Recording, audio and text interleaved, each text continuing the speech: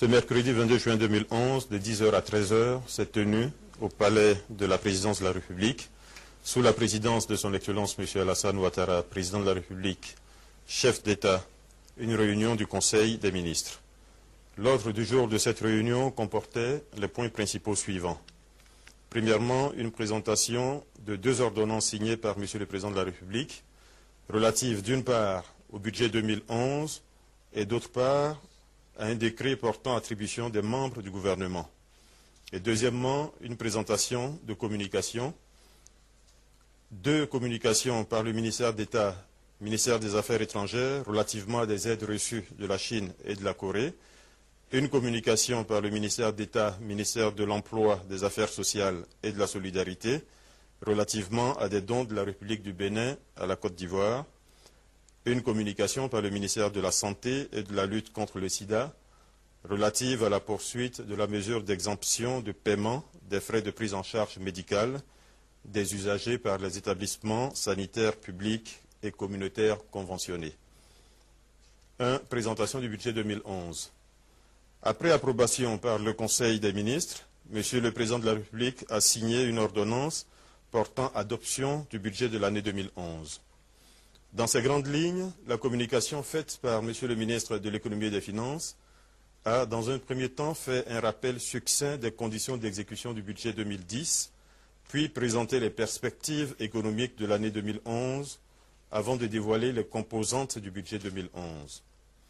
Il ressort de cette communication que le budget de l'année 2011 s'équilibre en recettes et en dépenses à 3 050 milliards de francs CFA, en croissance de 5% par rapport à 2010.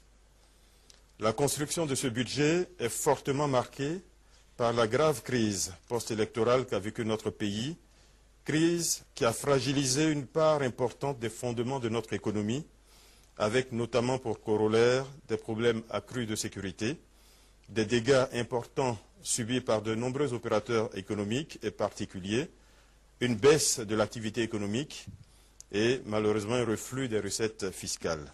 Situation économique et financière en 2010. Le taux de croissance de notre pays a été de 2,7% en 2010, comparé à un taux de 5% dans la zone UEMOA et à un taux de 5% en moyenne au plan mondial. L'exécution du budget 2010 a bénéficié au cours des 2e et 3e trimestres de l'année d'un contexte favorable, marqué par une avancée dans la normalisation de la situation politique, de la situation sociopolitique et la mise en œuvre du programme économique et financier appuyé par la facilité élargie des crédits.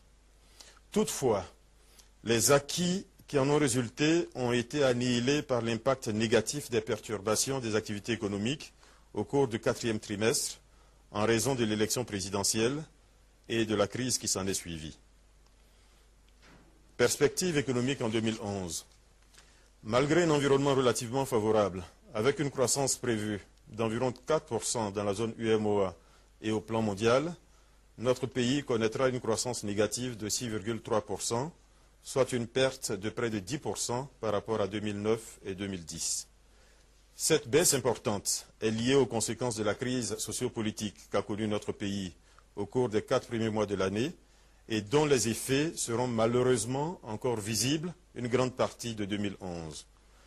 L'activité économique reprend timidement en raison des perturbations subies par tous les secteurs d'activité, en particulier liées au pillage des entreprises, aux problèmes d'insécurité et aux désagréments dans le trafic routier, aux difficultés d'approvisionnement en intrants et en pièces de rechange, à l'abandon de certaines plantations, à la contraction projetée de la production de pétrole et de gaz.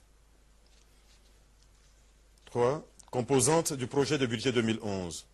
Le budget présenté par le ministre de l'Économie et des Finances et approuvé par ordonnance par M. le Président de la République s'équilibre, je le disais plus haut, en recettes et en dépenses à 3 050 milliards de francs CFA, en hausse de 153 milliards de francs CFA par rapport à 2010. Cette hausse s'explique par la nécessité d'honorer les engagements de la dette publique, notamment de la dette extérieure, en vue de l'atteinte du point d'achèvement de l'initiative PPTE, et elle s'explique également par les exigences de la reconstruction post-crise dans la perspective de la relance économique. Au plan économique, les principales mesures contenues dans le budget 2011 concernent la restauration des outils de production des entreprises avec l'appui de l'État sous la forme de facilités fiscales et d'appurement des arriérés intérieurs. Au plan budgétaire, l'impact de la crise sur l'activité économique amenuise les ressources financières de l'État en entraînant en parallèle un accroissement important des charges, ce qui induit des besoins de financement plus importants. Le financement de ce budget repose donc sur un effort optimal de recouvrement des recettes intérieures et de mobilisation des ressources extérieures attendues des partenaires financiers, FMI, Banque mondiale, BAD, AFD. Le point des ressources attendues. Les recettes intérieures représentent 68% du budget présenté. Ce niveau de recettes prend en compte à la fois l'impact financier des mesures de soutien temporaire au secteur privé à travers des facilités fiscales et l'hypothèse d'un retour à un régime normal dans les derniers mois de l'année. Ces prévisions sont également soutenues par des mesures concernant le recouvrement des recettes dans les zones centre, nord et ouest, le renforcement des contrôles et l'intensification des campagnes de promotion du civisme fiscal. Les recettes fiscales, projetées à 1 216 milliards de francs CFA, comprennent les postes principaux suivants. BIC, 106 milliards, revenus du gaz et du pétrole, 224 milliards, impôts sur le revenu et les salaires, 107 milliards, impôts sur les revenus et capitaux mobiliers, 22 milliards, TVA, 69 milliards, évidemment dans le contexte très fort de recul des activités dont j'ai parlé plus haut. Droits d'enregistrement et de timbres, 82 milliards, ainsi que des recettes de porte qui comprennent les taxes à l'importation, 343 milliards de francs CFA, et les droits et taxes à l'exportation, 210 milliards de francs CFA. Le volet ressources intègre également une mobilisation prévue de 805 milliards de francs CFA auprès des marchés monétaires et financiers à travers un mécanisme d'auto-remboursement du principal des titres publics échus en 2011. Les ressources extérieures prévues s'élèvent à 964 milliards de francs CFA, incluant notamment les gains liés à la restructuration de la dette extérieure et les appuis budgétaires, FMI, Banque mondiale, BAD, etc., qui s'élèvent à 437 milliards de francs CFA. La couverture des charges induit l'inscription d'un niveau de ressources à rechercher de 360,5 milliards de francs CFA. Ces derniers financements reposent sur des hypothèses de mobilisation qui restent encore à confirmer. Il faut noter que pour accompagner la reprise des activités économiques, le gouvernement a concédé un grand nombre de mesures d'allègement fiscaux et d'incitation, suspension du paiement de la vignette et de la patente de transport, abattement de 50% de la patente commerce, blocage des prix des produits pétroliers malgré la hausse du coût du brut, etc. Une communication plus précise sera faite dans les prochains jours sur l'annexe fiscale 2011 qui permettra de mieux entrevoir les efforts faits par le gouvernement malgré le lourd passif dont il a hérité. Les dépenses. Les dépenses sont constituées du service de la dette, 42%, des charges de personnel, 24%, et des autres charges de fonctionnement, 23%, ainsi que des dépenses d'investissement, 11,2%, soit 340 milliards de francs CFA. Comme vous pouvez le voir, l'importance relative du service de la dette et les charges salariales réduisent considérablement les marges de manœuvre du gouvernement. Toutefois, la prise en compte de cette contrainte importante ne remet pas en cause les priorités du gouvernement.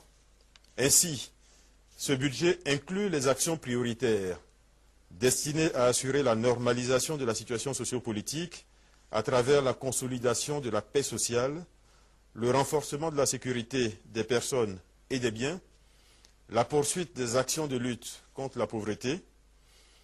Les dépenses prévues en faveur des couches les plus pauvres de nos populations s'élèveront à 840 milliards de francs CFA qui seront affectés prioritairement au développement rural, à la construction d'infrastructures de base. Il faut enfin préciser qu'en raison de la situation particulière qui a prévalu entre janvier et mars 2011, ce budget 2011 ne couvre que la période allant du 26 avril, date de la réouverture de la BCEAO, au 31 décembre 2011.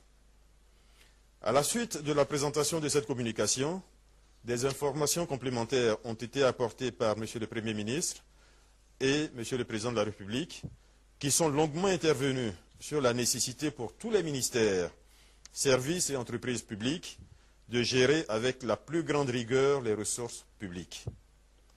Le Premier ministre a notamment proposé que la Côte d'Ivoire revienne à un fonctionnement plus vertueux en matière budgétaire en donnant une vue plus longue à ses bailleurs de fonds via la construction d'un plan à 3 ou 5 ans. Il encourage également les membres du gouvernement à recourir autant que possible aux solutions de type BOT dans le cadre du financement des investissements prévus au budget. S'agissant du budget des dépenses, le président de la République a noté que le budget d'investissement était en baisse par rapport à 2010, alors que celui-ci est un facteur de croissance. Il a demandé que ce budget soit porté à 500 milliards de francs CFA, sans impact sur les affectations prévues initialement. Le besoin de financement additionnel pourrait être couvert par des ressources générées, par une plus grande rigueur dans la gestion, une plus grande célérité dans l'exécution des projets, plus d'efficacité dans l'action gouvernementale, une meilleure gouvernance, notamment dans le recouvrement des impôts, une mobilisation plus accrue des ressources extérieures auprès de nos partenaires au développement. En fonction des résultats attendus, un budget révisé pourrait être adopté au mois de septembre prochain. En ce qui concerne les entreprises publiques, qui ont coûté en 2010 à l'État 80 milliards de francs CFA de subventions, le président de la République a demandé que les décisions les engageant soient prises dans la rigueur, la transparence et le respect des lois et procédures en vigueur. Après l'audit demandé de ces structures et les nécessaires décisions d'organisation qui seront prises, Monsieur le Président de la République a demandé le renouvellement des instances dirigeantes de ces entreprises, conseil d'administration et direction notamment, et précisé que le choix des hommes devra désormais se faire en suivant des critères de compétence et de bonne moralité.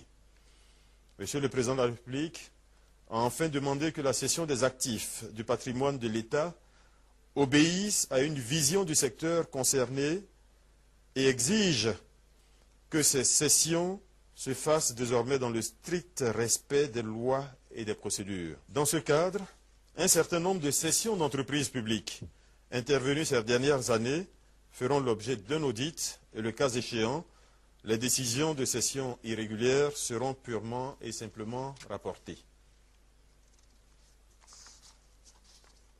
Deuxième grand point, les aides reçues de pays amis.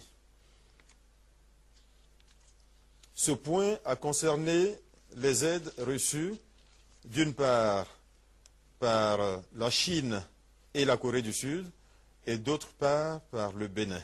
M. Daniel Kablan-Duncan, ministre d'État, ministre des Affaires étrangères, a présenté deux communications relatives, d'une part, à une aide de 500 000 $ US reçue de la République de Corée du Sud afin d'aider les réfugiés et victimes de la crise post-électorale. D'autre part, à une contribution du gouvernement chinois à la reconstruction post-crise en Côte d'Ivoire. Cette aide sera affectée à la restauration du palais de la culture et du bloc ministériel, endommagé ou objet de pillage pendant la crise post-électorale. Le gouvernement chinois s'est dit par ailleurs disposé à étudier d'autres demandes du gouvernement ivoirien. Deuxièmement, le Conseil a entendu une communication de M. le ministre d'État, ministre de l'Emploi, des Affaires sociales et de la solidarité, M. Gilbert Kafana Koné. Cette communication est relative à la remise d'un don de la République du Bénin à la Côte d'Ivoire, composé de 100 tonnes de riz et de 20 000 litres d'huile végétale. Le Conseil des ministres a approuvé la proposition de distribution faite par le ministre de l'Emploi, des Affaires sociales et de la solidarité. Au-delà de la gratitude du peuple ivoirien, déjà exprimée par les ministres réceptionnaires de ces dons, Monsieur le Président de la République, après avoir marqué son accord pour le dispositif de coordination des projets tels que présentés par le ministre des Affaires étrangères,